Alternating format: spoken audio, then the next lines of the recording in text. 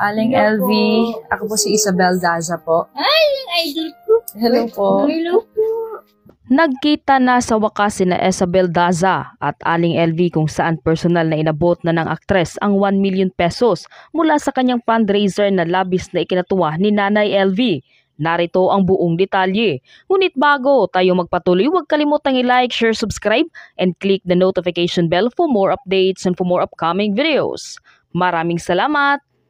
Nagkita na ang aktres na si Isabel Daza sa katulong na si LV Vergara, ang umano'y inabuso ng kanyang employers. Pinagkalooban mismo ito ng aktres ng 1 milyong pisong tulong sa pamamagitan ng pagbibigay tseke ng kanyang nakolekta nitong fundraising para kay Aling LV. Sa kanyang social media, binahagi ni Isabel ang isang video kung saan personal itong nakipagkita kay Aling LV at may caption na, "I wanted this whole things to be transparent as a thank you those who trusted me with this money." Ipinakita rin sa video na sinabi ni Isabel na nakita nito ang nangyari sa kanya sa balita at ang donasyon na kanyang pinagkaloob ay isa umanong regalo mula sa kanyang followers at sa iba pang mga nag-donate.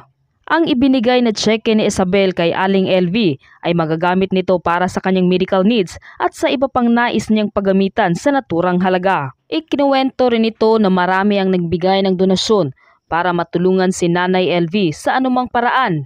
Samantala, binaha naman ng komento ang celebrity na si Isabel Daza dahil sa pagbibigay nito ng oportunidad na makatulong. Ayon pa sa ilang netizens, ito ang Miss Universe sa totoong buhay. Langit na ang binabahagi at liwanag. Salamat Miss Daza, isa kang huwaran. Samantala, may ilang netizens naman ang nangamba dahil sa malaking halaga umano nito. Ayon pa sa kanila, ang tanong, sa kanya kaya mapupunta ang pera? Baka lukuhin lang yan ng mga nasa paligid niya.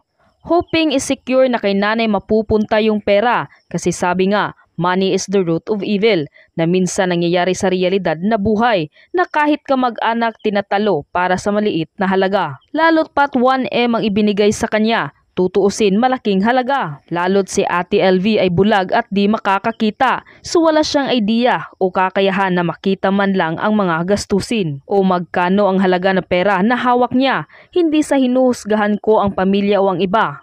I'm just telling the truth and concern kay Ate LV. Lalo't deserve niya yan sa lahat ng hirap at pangmamaltrato na naranasan niya sa kanyang mga amo. Yan ang naging komento ng mga netizens. Ikaw ano ang masasabi mo sa video ito? Mag-iwan ng komento sa baba.